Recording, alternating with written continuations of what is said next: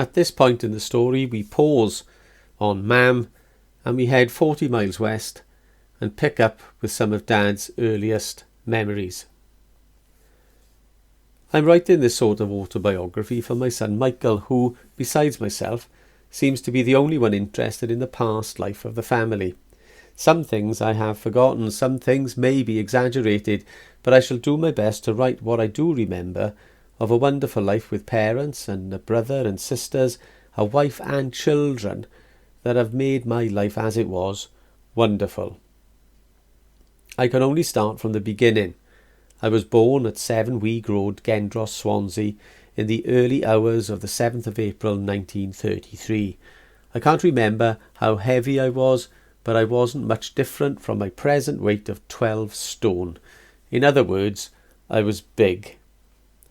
I must say that in my early years I was very spoilt. When I was 2 years and 4 months, my sister Beryl was born, and about that time my mother and father took in lodgers, a Mr. and Mrs. Treharne. We never saw much of Mr., but Mrs. we grew very fond of.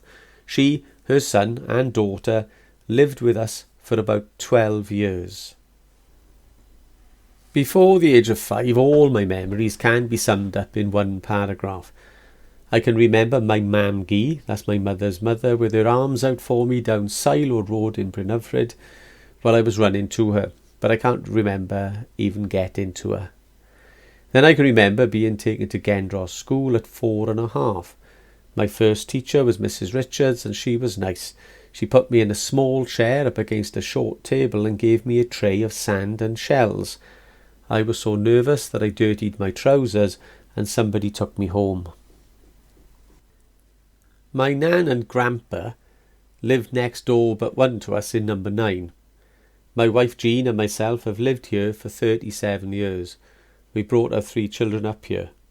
I can never understand how my grandparents managed to bring up 4 boys and 3 girls in this, a 2-bedroom house. My father and grandfather had pigeons. They were known as Dirk brothers. In 1901, Grandpa was a founder member of the Swansea Boys Pigeon Club, and I have his membership card here to prove it. In 1938, I was 5 years old. One night my father was working late and Grandpa went down to the Golden Lion in Devati Street to see how close he was to winning the Thurso race. It was his old bird's longest race. I was in my mother's when someone knocked the door. I think it was my father's youngest brother, and said that my grandfather had been knocked over. As it turned out, he had to have his leg amputated.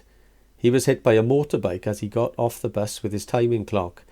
He won the race, and in his excitement he ran from behind the bus straight into the bike. He had £1,000 compensation and kept it in a case under his bed.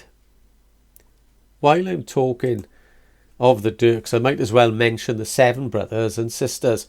I think my Auntie Millie was born around 1900. Then came Auntie Florrie and Auntie May, Bert, my father, Les, Charlie, and then Uncle Willie. As well as being brothers, my father and Les were the closest of friends all their lives. My mother had 2 sisters and 2 brothers, and I think she lost one sister very young. I never knew Auntie Rachel. She died when I was 5. But I thought a great deal of my Auntie Mary. Her brothers were Hubert and Joe. Now that I've given the general layout of my mother's and father's families, I can start reminiscing about my past life.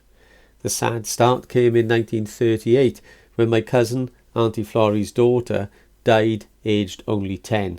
Her name was Pat.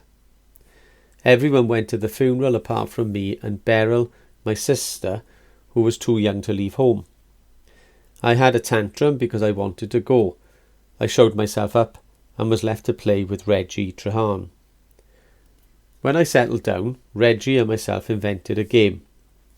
Light a match, throw it under Mrs. Treharne's couch cushions and sit on it to put it out. We didn't know that there was only springs under the cushions. When the flames took hold, Reggie, who was 4, and me started screaming. Next thing, we were soaked to the skin when old Mrs. Dennis, living between my mother's and my grandmother's, threw a bucket of water over us and the couch. She was very old and always wore a worker's peaked cap.